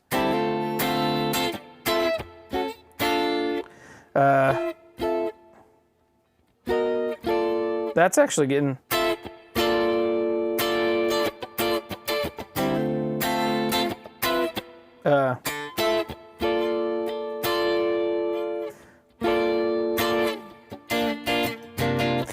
like I would want to tinker with that chord progression more I might want to make it a two-part progression where instead of just D minor, this is also a great trick to make a boring chord progression slightly more interesting, and that is to repeat it and then change something about it the second time through.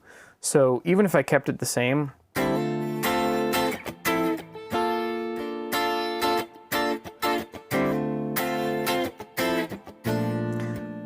like that's what it is now. But what I might do to it is even just, instead of hanging out, I might switch to like a cool chord that like transitions it out. So first time through, I'll just play what I'm talking about here. First time through is going to be the same. Second time through, I'm going to change it at the end.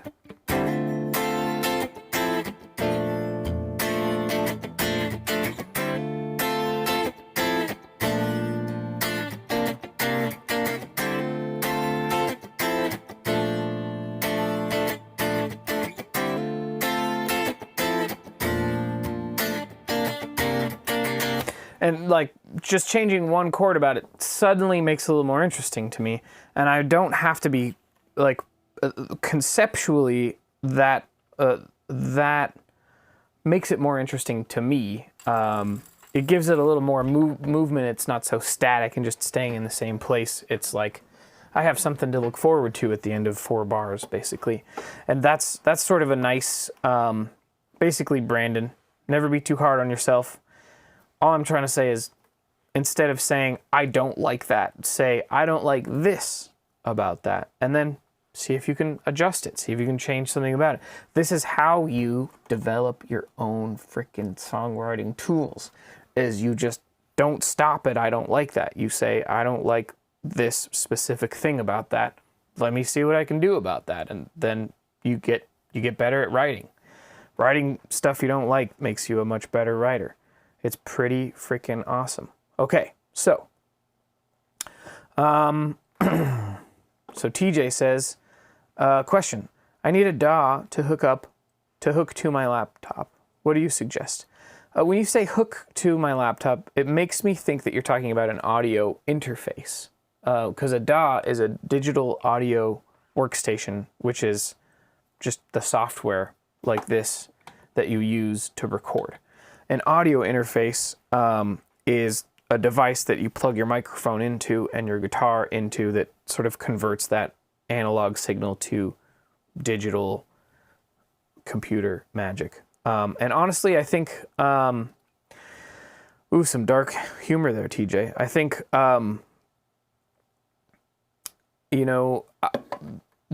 my motto with gear is like, don't pay for a difference you can't hear. So start with, like Focusrite makes great audio interfaces. I think they have like a Scarlett or like a Claret audio interface.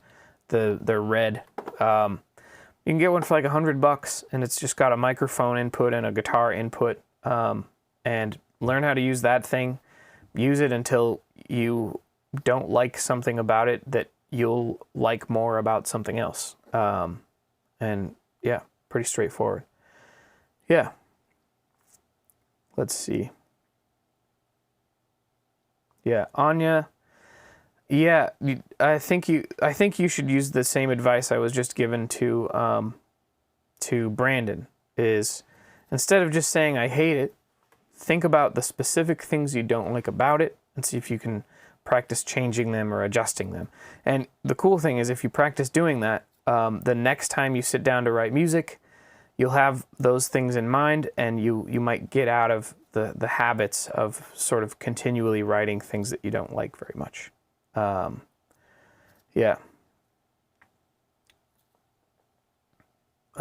Yeah, I'm looking for more questions, but yeah.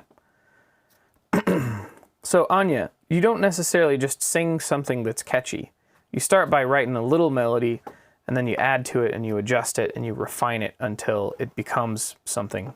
Writing music is not, it's not a magic wand situation where you either come up with something good or you don't. It's about practicing, developing those skills. Maybe I'll try to write a melody and I'll just show you what I do. Let's see how that goes.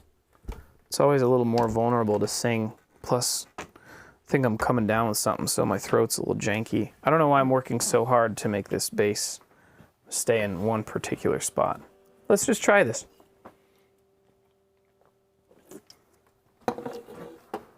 I'm gonna set up a little vocal track for myself here. Maybe I'll put this mic up like this so you can still see my face.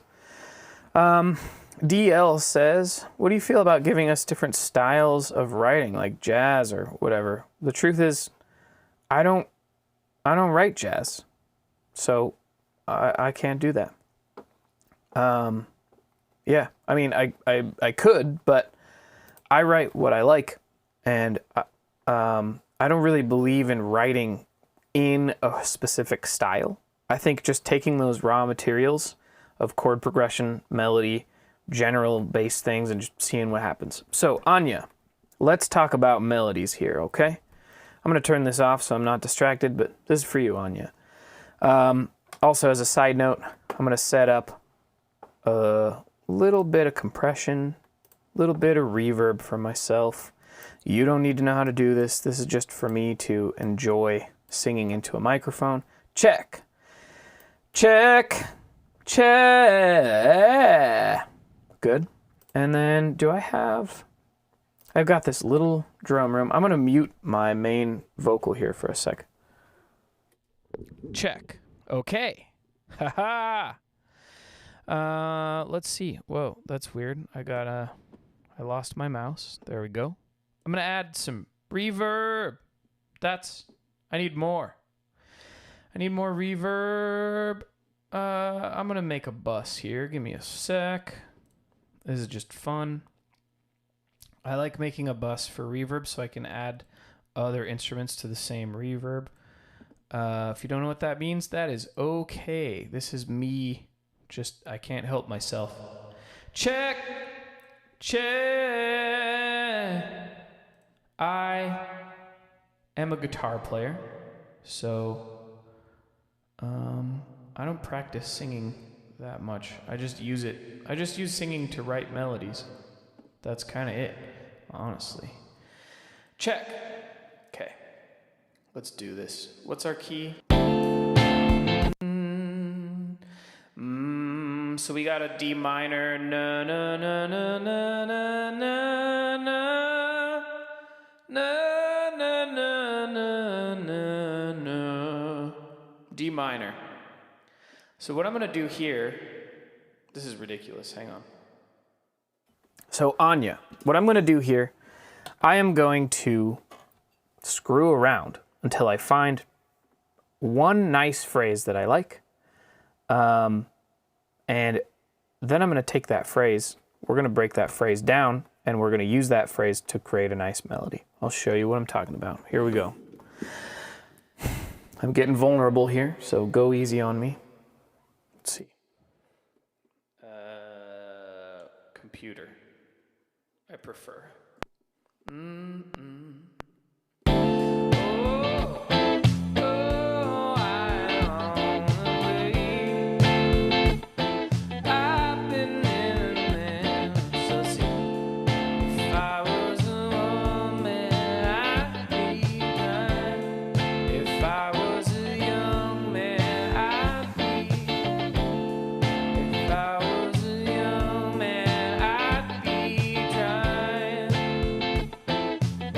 There's a phrase.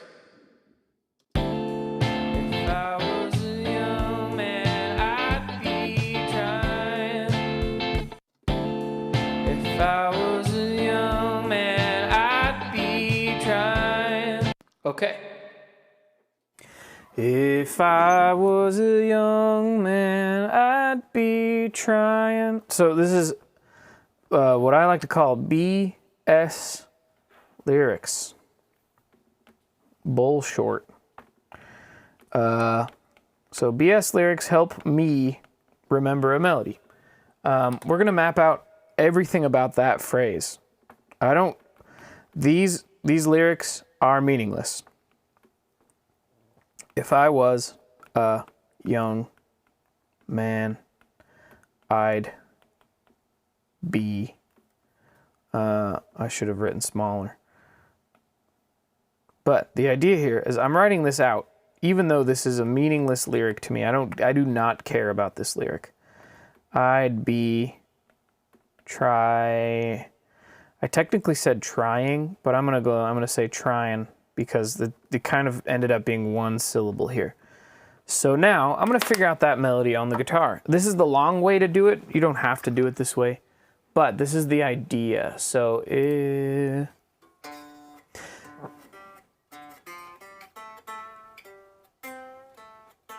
So I'm playing D, F, G, A, G, C, A, D, F, G, A. So we've got D, F, G, A,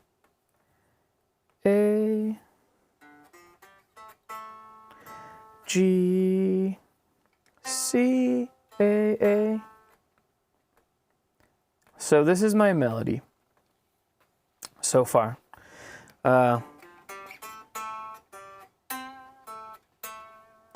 So what I can do is the same thing that I did before with chord progressions, I can do to this to make it feel very deliberate. I'm going to copy this, I'm going to paste it, and I'm going to create a B phrase. This is my A phrase. By itself, if I was a young man, I'd be trying. It doesn't mean anything. I'm just using those words as a placeholder. And then what I can do here is I can say, okay, I'm going to keep the exact same rhythm. And I'm going to change notes so that the end of this is different. And I'm going to change, instead of I'd be tried, I'd be trying. So now I have two phrases. I'm still going to just sing the same words for now, but I'll try to tap them with the marker as best I can here. I'm going to mute this again. Check. So check this out. I'm going to sing this line, then I'm going to sing this line, and it's going to sound really deliberate. If I was a young man, I'd be trying. If I was a young man, I'd be trying. And so I got those two phrases back to back. I'm going to try to just make up some words for this phrase. It may not work, it may not rhyme, but it's always more fun to sing BS. So check this out. If I was a young man, I'd be trying to find it on the line.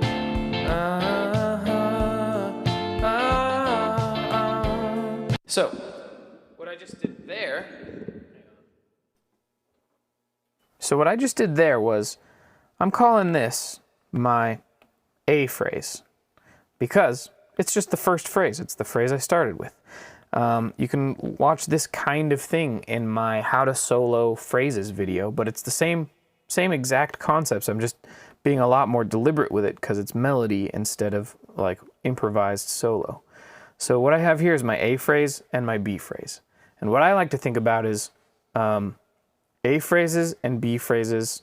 Anya, this works for chorus melodies too. I'll get there, don't worry, check it out. So A phrases and B phrases, I want them to be similar, and then I want to think about C phrases that are very different. And that's not crazy different, but just like, you know, if this one's walking up, taking up a lot of space, ba ba ba da da da da da da. This one's similar, ba da da da da da da da, right? A C phrase, I want it to like go down where this one's going up, or I want it to have space where this one is busy. So I might go, for a C phrase, I might go, da da ba, you know, I don't know, something like that. So what I'm gonna do is with that section that I have, I'm gonna go like this. I'm gonna go A, B, A, C. And it's going to feel like a song right away, even if it's not the perfect thing. Check it out. Going in here. Here we go. If I was a young man, I'd be trying to find out where I'm wrong. I was a young man, I'd be trying. I know it. Right? Kind of cool. Just feels like a melody all of a sudden. If I was a young man, I'd be trying to find out where I'm wrong. I was a young man, I'd be trying. I know it.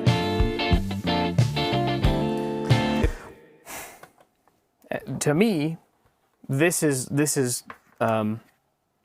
part of what I love about writing melodies is arranging those pieces to make them feel nicer. And so this, I would say, could be like a short little chorus, or it could be half of a chorus, and you sing that same type of thing twice. Like take this bigger group of parts here, and it could either be a verse or a chorus. But if you doubled that whole section and then you changed something about it the second time around again, it would feel super cohesive. So I started with just this little piece right here.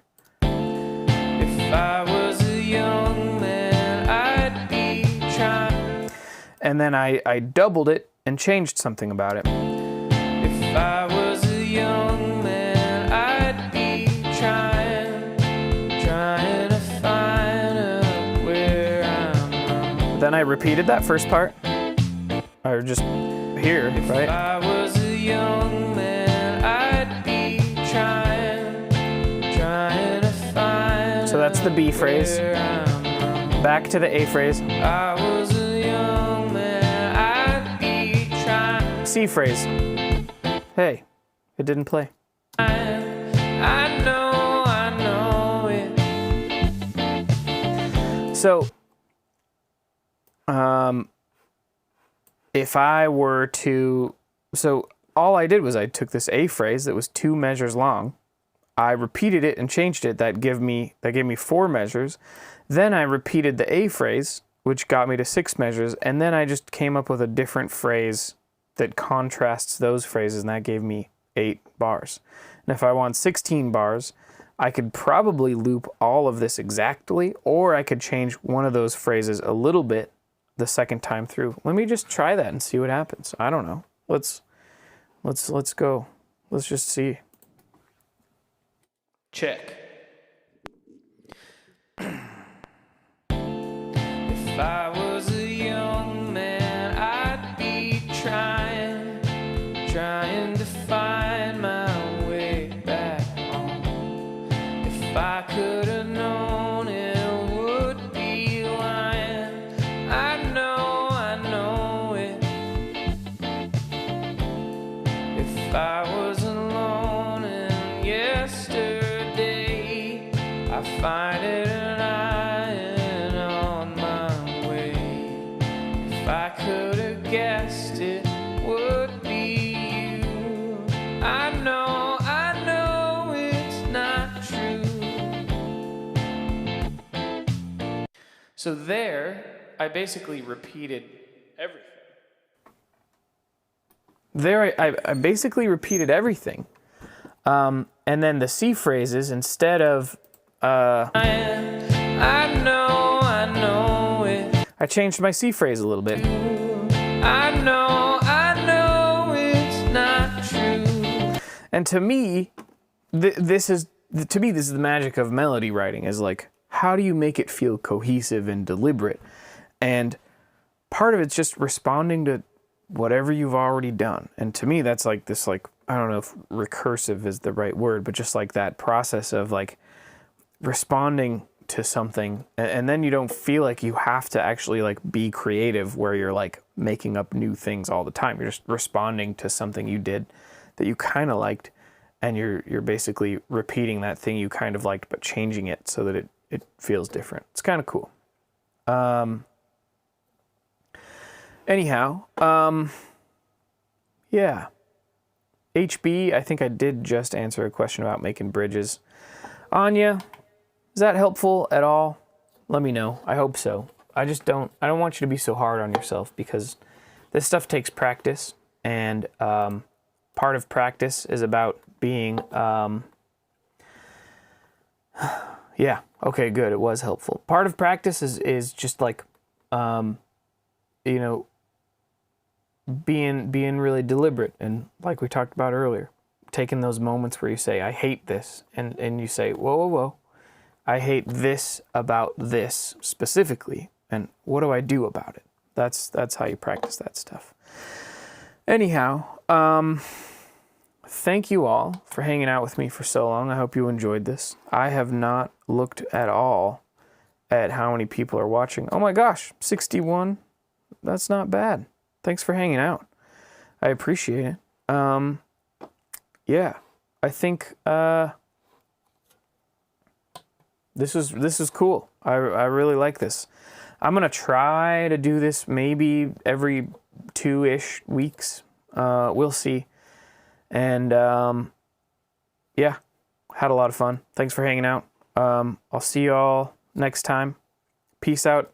Check out my school. I've been working really hard to make it a really good place for learning, songwriting, guitar, fingerboard stuff, music theory, just like trying to make it as practical as possible. So if you're into that kind of thing, come check it out. I'll see y'all later. Goodbye. Peace out. Take care.